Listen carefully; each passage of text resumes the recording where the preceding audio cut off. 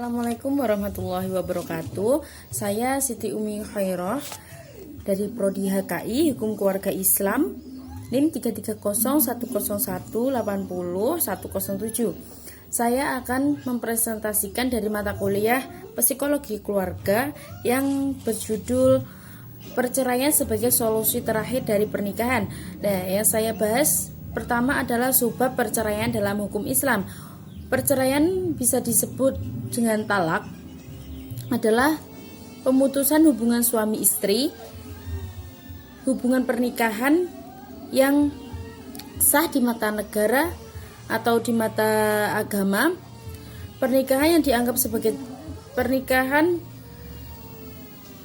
yang dianggap solusi terakhir adalah perceraian. Itu salah satu metode terakhir yang dimiliki oleh suami istri yang bisa menyelesaikan masalah yang mereka miliki.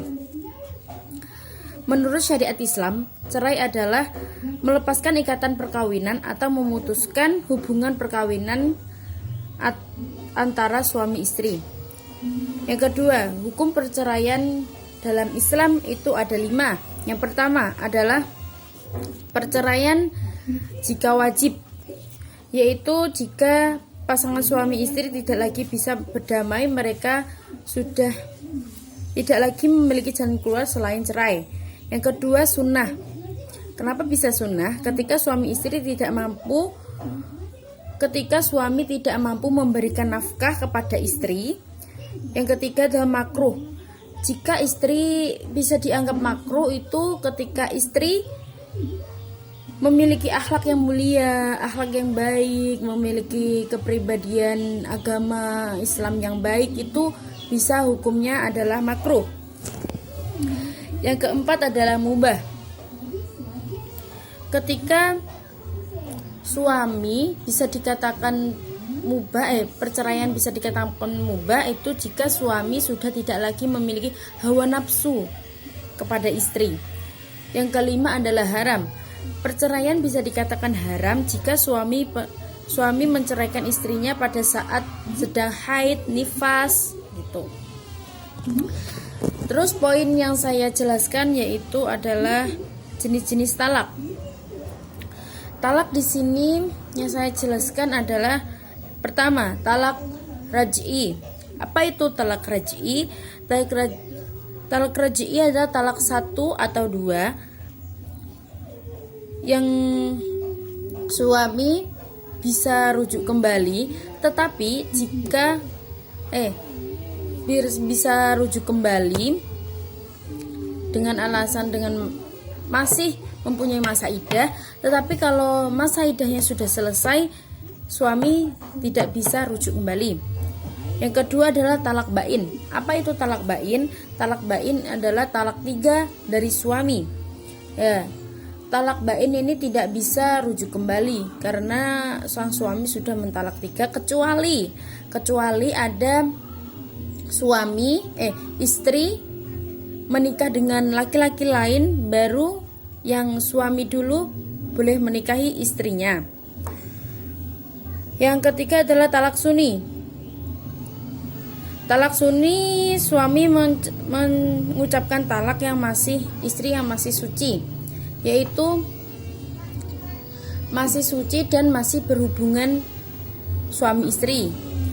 Yang keempat adalah talak bid'i. Talak bid'i yaitu talak suami mengucapkan talak kepada istri yang masih suci tetapi sudah tidak melakukan hubungan suami istri. Yang kelima adalah talak taklik. Ya, talak taklik di sini suami mengucapkan talak dengan suami dengan syarat-syarat tertentu. Terus yang poin yang saya jelaskan adalah gugatan cerai istri. Istri juga bisa bergugat, tidak suami saja yang bergugat, tetapi istri juga bisa mengajukan gugatan cerai. Yang pertama adalah fase. Istri kenapa bisa menggugat cerai? Yaitu jika 1, istri tidak diberi nafkah lahir dan batin oleh suami selama 6 bulan berturut-turut. Suami tidak menghubungi istri selama 4 bulan berturut-turut dan tidak memberi kabar. Dan suami tidak melunasi mahar yang sudah disyaratkan pas waktu ijab. Fase. Dan yang terakhir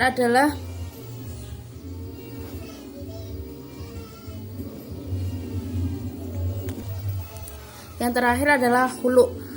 Apa itu hulu? Hulu yaitu perjanjian suatu pernikahan.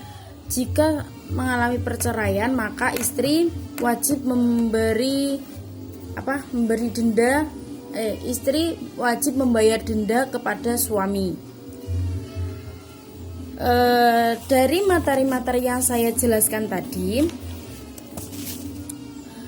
solusi terakhir banyak sekali, seperti contoh-contoh zaman sekarang, bahwa perceraian adalah salah satu cara terakhir bagi suami istri, karena banyak kayak kadang suami melakukan tidak memberi nafkah lahir batin kepada istri, tidak memberi kabar kepada istri, itu banyak sekali pada saat ini sekarang ya. Terus sang istri kadang juga suami sudah tidak nafsu kepada istrinya gitu, jadinya dia tidak suami istri itu tidak bisa berdamai. Jadinya yang terakhir, solusi terakhir adalah cerai. Tapi jika ingin kembali lagi, kan udah talak 3 nih, seumpama udah suami sudah mentalak 3 istrinya. Kalau ingin kembali lagi kayak masih terbayang-bayang istrinya, kan ada saja kan ya. Itu tidak bisa, kecuali kalau istrinya menikah lagi dengan laki-laki lain, baru suami yang dulu boleh nikah lagi dengan istri yang dicerainya kemarin gitu. Begitu saja yang saya sampaikan dengan materi terakhir ini. Mohon maaf jika ada salah kata atau kata-katanya berbelit, itu adalah kekurangan saya.